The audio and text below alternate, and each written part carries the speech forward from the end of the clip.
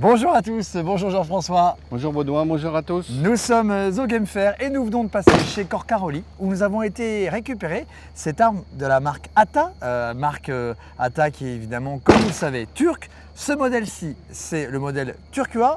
Il y en a pour un petit peu moins de 800 € pour cette carabine.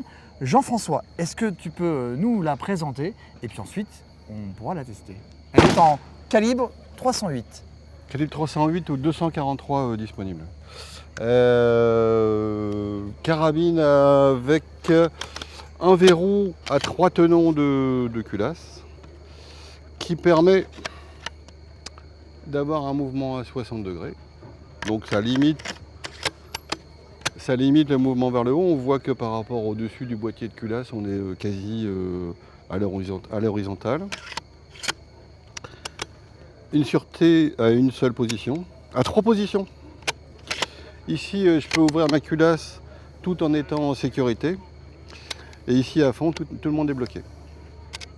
Donc, je me mets en avant. La culasse est chromée pour faciliter le glissement du mouvement et également les saignées qu'on voit ici, qui sont pratiquées dedans, n'ont pas une vraie. C'est pas fait pour l'allègement, c'est fait pour limiter les frottements dans le boîtier de culasse. La crosse étant noyée, elle est munie d'un busque réglable. Donc il suffit d'appuyer sur le bouton, on voit un crantage ici à l'intérieur. Le busque s'arrête à l'endroit désiré. Il y a un sabot amortisseur en caoutchouc, un quadrillage correct, ni trop gros ni trop fin, et qui va jusqu'au bout du devant. J'ai un dessous qui est presque relativement plat, qui me permettra d'appuyer ma carabine en cas de besoin et sans qu'elle bouge. J'ai un chargeur de 3 cartouches synthétiques sur une seule pile. Un canon de 61 cm muni d'organes de visée. Sur le boîtier de culasse, j'ai un rail Picatinny qui est installé mais qui est démontable au cas où on voudrait employer d'autres systèmes ou au cas où on voudrait utiliser simplement le système de visée ouvert. Le système de visée ouvert, il est bien sûr réglable et sur le guidon pour la hauteur et sur la hausse pour le latéral et avec des inserts de parties de fibre optique pour bien les voir à la lumière du jour.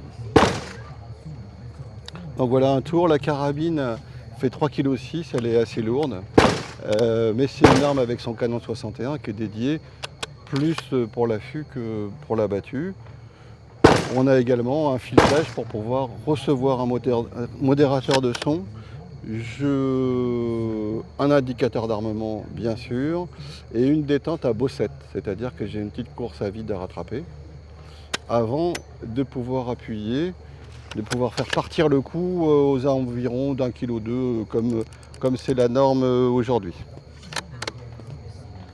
Voilà, le mouvement est facile. On va tirer quelques cartouches. Donc je vais d'abord procéder au chargement. Alors le chargeur lui vient très facilement dans la main. Il y a son verrou qui se trouve là. On appuie dessus, il est poussé et il vient dans la main. Chargeur sur une seule pile, donc je vais glisser les cartouches une par une sous les lèvres du chargeur. On voit que ici on est en conditions particulières. On utilise des cartouches à balles en plastique. Le chargeur est introduit aisément, sans difficulté. On referme la première cartouche. On est prêt. Prêt.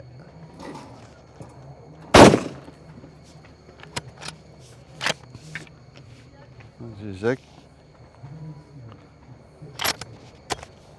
Alors là, c'est des cartouches à balles plastiques qui sont un petit peu dures à chambrer. Elles sont un petit peu hors cote sur le collet. Par contre, une fois tiré, l'éjection, ça va tout seul.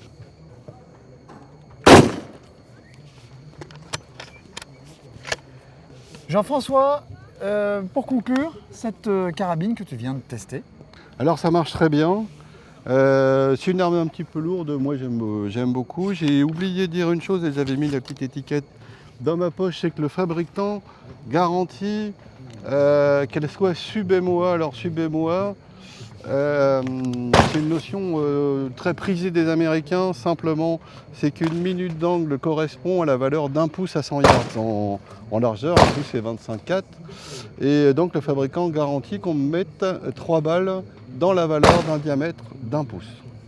À 100 yards, ça fait en gros un petit peu moins de 28 mm à 100 mètres. Très bien. Donc agréable, j'aime beaucoup les armes un peu lourdes, ce qui fait que je suis très à l'aise avec cette carabine. On a noté, par contre il faut avoir une petite habitude, c'est avec la détente à bossette. Oui. Vous